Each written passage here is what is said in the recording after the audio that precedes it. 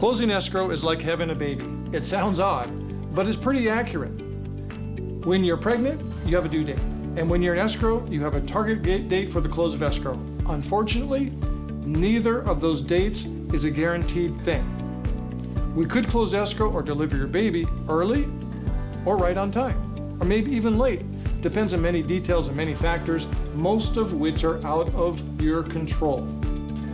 When you get to the final stages of getting ready to close escrow, there are lots of to-dos on the lender's end, and that can affect both the buyer and the seller. There are many lender conditions that have to be taken care of, or more technically speaking, conditions need to be cleared. A condition could be as easy as a lender needing an updated pay stub or an updated bank statement from the buyer before they can fund the loan. The conditions could even be more complex, but if we get more complex things, we'll deal with that when it comes.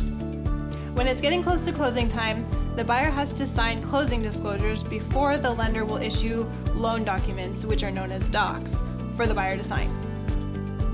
The buyer's lender has to give us a clear to close, meaning all the prior to doc conditions have been taken care of. There may be some prior to funding conditions. For example, again, a prior funding condition might be they needed an updated bank statement or an updated pay stub before they will fund the loan.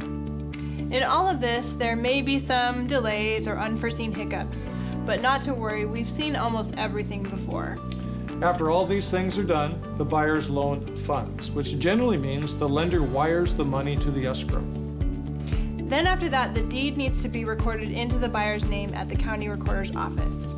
So in some counties, like Orange County, for example, the loan can fund and the deed can be recorded on the same day at the county recorder's office, and that's called a special.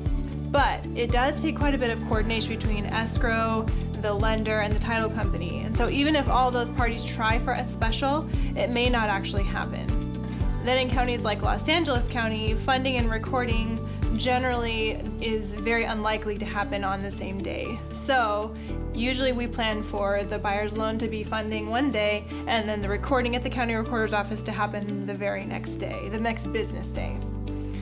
The day that the deed gets recorded is the day that escrow officially closes. So as soon as we get that email or phone call, or nowadays a lot of times it's a text message with confirmation of recording, we'll let all the parties know and arrange for the transfer of keys to the buyer if that's happening on the day that escrow closes per the purchase agreement. After the deed's recorded, the title company has to give all the final numbers to the escrow company so that the escrow officer can finalize all the closing statements and settle the accounts. Now, there's usually a little bit of extra money that's there, and this happens normally the next day after it records. That money for the seller, which is most important, is going to be wired out to the seller the next day to your bank account. And for the buyer, if there's any unused money, it will also be wired out to the buyer's bank account, and then all the funds will be dispersed. So as you can see, there are a ton of details and things that need to line up just so on the final days of escrow. So it's really like having a baby. With the two of us, we have over a combined 50 years of experience, and we've got you covered.